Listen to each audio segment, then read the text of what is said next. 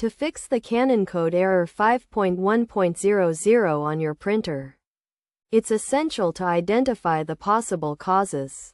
These causes may include a foreign object in the printer, unstable ink cartridges, or dirty rollers. To resolve the issue, start by checking the printer for any objects that may be obstructing its function. Switch off the printer, disconnect the cables and power cord, and remove any packaging materials from inside the printer. Lift the top cover and remove any jammed papers.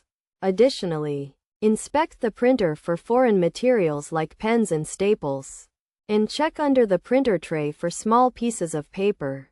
Next, open the printer's rollers and clean them gently with a lint-free cloth and water, or rubbing alcohol if needed.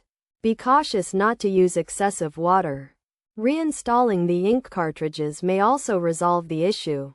To do this, disconnect the printer, remove all attached USBs and cables, and open the cartridge compartment. Take out all the cartridges, reseat them, and ensure each one is properly positioned. By following these steps, you should be able to fix the Canon code error 5.1.00 and get your printer working again.